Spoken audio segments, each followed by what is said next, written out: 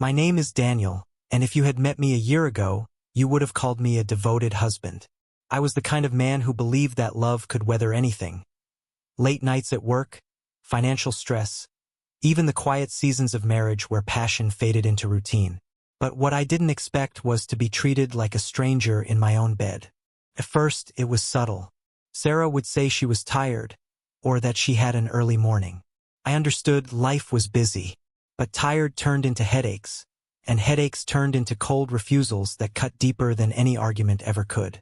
Night after night, I'd reach for her, hoping for closeness, and night after night I'd be pushed away with a dismissive, "Not tonight." I told myself it was temporary, that maybe she was stressed, that maybe I wasn't doing enough to help around the house. I doubled my efforts. I cooked dinner. I surprised her with flowers. I even planned a weekend getaway. But the result was always the same. Her back turned to me, the silence between us growing heavier by the day. What stung most wasn't just the rejection. It was the way she seemed so alive around everyone else. With her friends, she laughed like a teenager. At work events, she sparkled, charming every person in the room.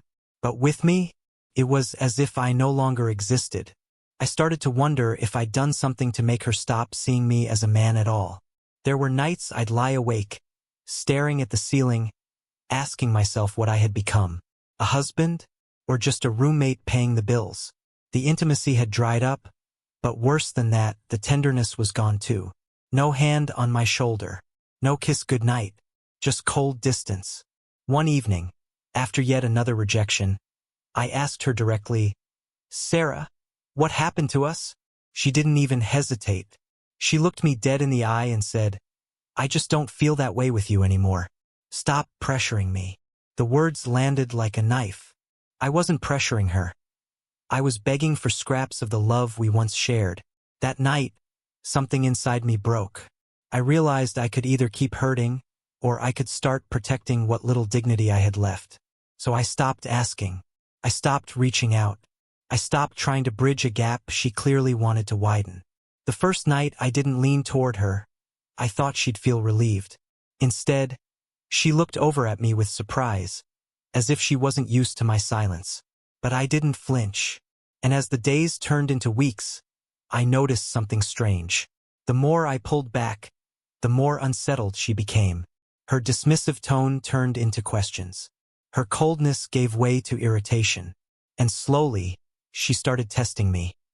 Small touches, sudden warmth, as if she was checking whether I still cared. But by then, something inside me had changed forever. The shift was almost ironic. After months of being turned away, suddenly Sarah was the one reaching for me.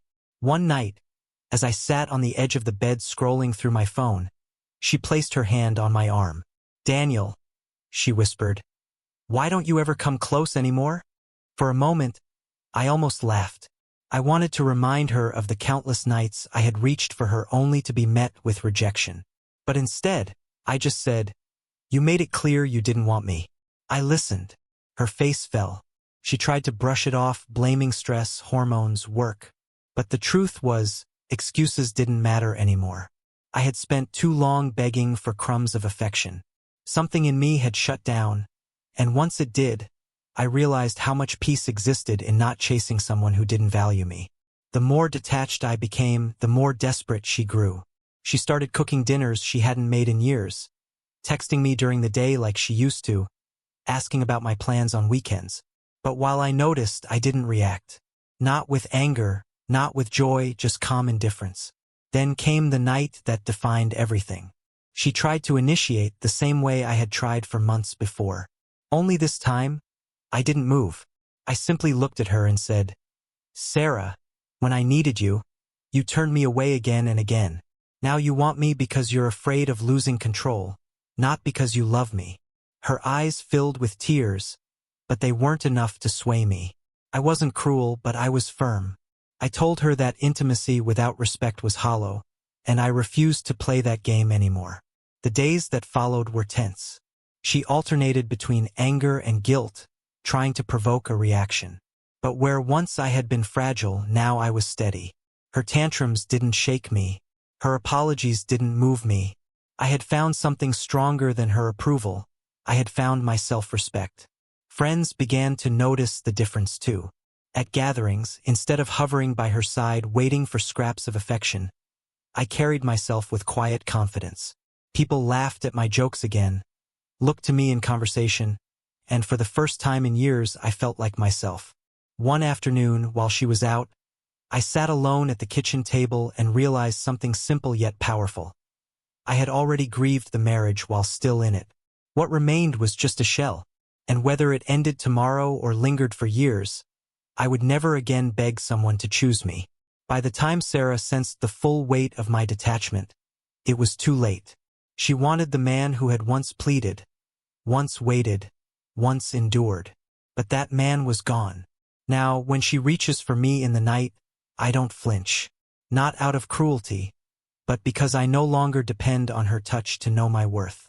That was the night I stopped being invisible. That was the night I chose myself.